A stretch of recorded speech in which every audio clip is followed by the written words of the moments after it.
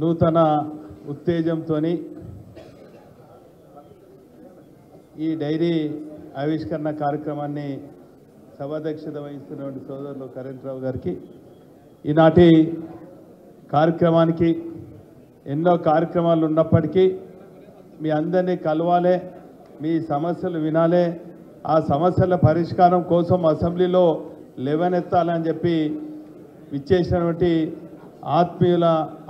మనందరి ఆత్మీయ పెద్దన్న మంత్రివర్యులు జగదీష్ అన్న గారికి, శాసనసభ్యులు సూర్యాపేట శాసనసభ్యులు జగదీష్ అన్న గారికి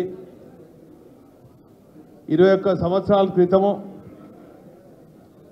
టీఆర్వీ కేసును కొద్ది మందితోని స్థాపించి అనేక పోరాటాలు చేసి ఈరోజు కార్మిక పక్షపాతిగా నిలిచినటువంటి అన్న కోడి ప్రకాష్ అన్న గారికి, సోదరులు జగదీష్ అన్న గారికి, వేదికపై ఆసీనులైనటువంటి మాజీ ఎమ్మెల్సీ అన్న సీనన్న గారికి, ఆత్మీయ పెద్దన్న ఉద్యోగుల కోసం సమైక్య రాష్ట్రంలో అనేక పోరాటాలు చేసి వారి హక్కుల కోసం ఉద్యమించినటువంటి అన్న దేవిప్రసాద్ అన్న గారికి, వేదికపై ఆసీనులైనటువంటి సోదరులు రమేష్ అన్న గారికి, కృష్ణ గారికి, రాఘవ్ గారికి, వివిధ కంపెనీల నుంచి వచ్చినటువంటి అధ్యక్ష కార్యదర్శులకు, వేదిక ముందు ఆసీనులైనటువంటి టీఆర్వీకేఎస్ కుటుంబ సభ్యులకు, హాజరైనటువంటి ప్రెస్ మిత్రులకు, బ్రహ్మాండంగా నృత్య ప్రదర్శన చేసినటువంటి శ్రీజ గారికి, వారి తల్లిదండ్రులకు అందరికి కూడా పేరు పేరున హృదయపూర్వక నమస్కారాలు.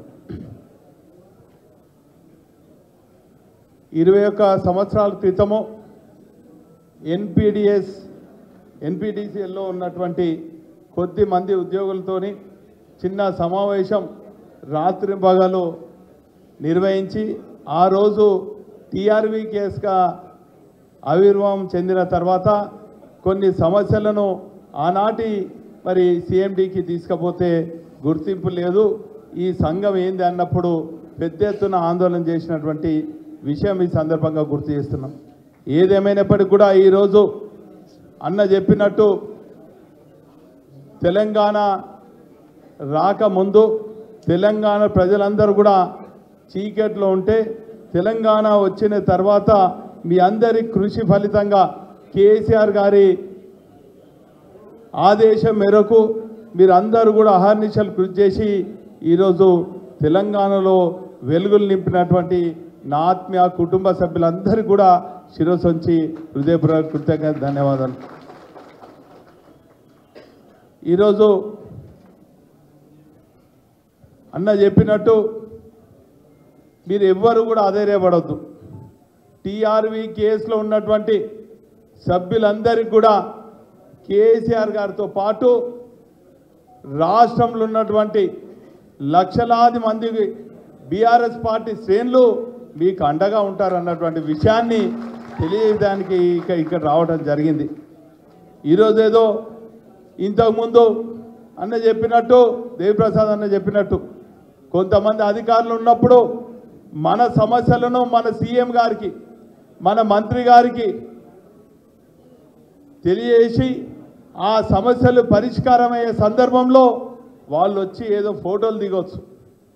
వేరే సంఘాలు రావచ్చు, మన సీఎండీల దగ్గర పోవచ్చు. కానీ వాస్తవంగా చెప్పాలంటే ఎలక్ట్రిసిటీ డిపార్ట్మెంట్లో ఉన్నటువంటి సమైక్య రాష్ట్రంలో పనిచేసినటువంటి ఆర్టిజన్లు కానీ వేలాది మంది అది పర్మనెంట్ అయినరు, వారి సమస్యలు పరిష్కారమైనాయంటే అది టీఆర్వీ కేసు కేసీఆర్ గారి దృష్టికి, మంత్రి గారి దృష్టికి తీసుకుపోతేనే అవి సానుకూలంగా పరిష్కరించబడ్డాయి అన్నటువంటి విషయాన్ని మీరందరూ కూడా మరొక్కసారి తెలియాలని సందర్భంగా తెలియజేస్తున్నాను. మీ అందరికి కూడా అండగా కేటీఆర్ గారు ఉన్నారు, వర్కింగ్ ప్రెసిడెంట్ కవితక్క ఉన్నారు,